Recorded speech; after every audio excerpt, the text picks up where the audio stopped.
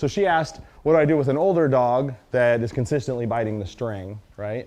If you're playing with a ball on a string.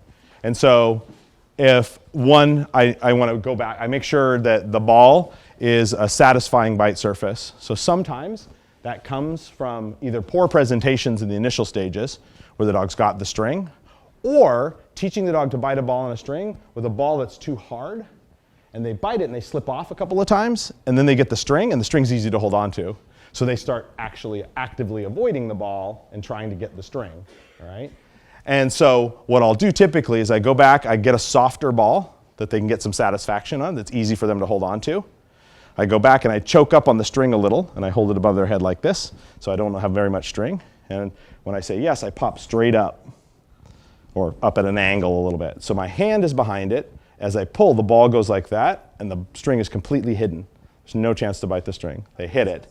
And then when they get on the ball, I play with them.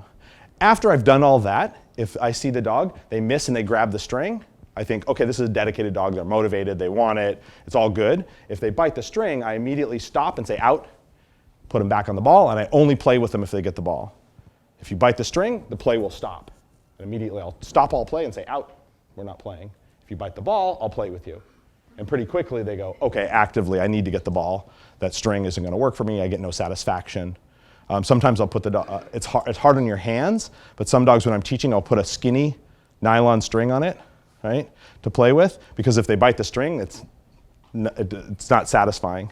Like those leathers, those are great. They're really nice on your hands. I play with all my dogs with the leather ones once they learn the game, because it's easier to hold on to and it doesn't cut up your hands. If I have a cord one, or the nylon cord ones, they're really hard on your fingers, especially if I have a dog that plays really hard. And so I switched to the leather ones, but if you start with the leather ones, a lot of dogs when they bite it, they're like, ooh, this is kind of nice. It's like a leather tug, I like this.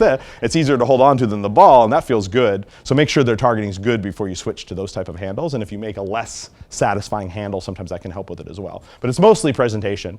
And people are scared to get their fingers, but you can see the ball and the string, the dogs slip off, it gets kind of crazy. And some dogs are just launching. As soon as they slip off, they're like, ah. And so it's easy to get bit. A lot of the crazy dogs, if they slip off, I just go, bam. I throw it right on the floor, like, there you go, get that thing, because they'll just keep flying back at you. And I've learned to position myself in such a way that if they were to slip off and go for it, my body's not near it. That's why I turn sideways like that all the time. So if they did try to bite it again, or they slipped off and launched at it, I'm not in their way. They're not going to accidentally nail me, and we do that. And some dogs are very indiscriminate. They're going for the ball. They're not trying to bite you, but if it's arcing at a funny angle, they'll just launch, and when it's not there and you are, they'll bite you too. And so you do have to be a little bit careful with some dogs playing with the ball and a string.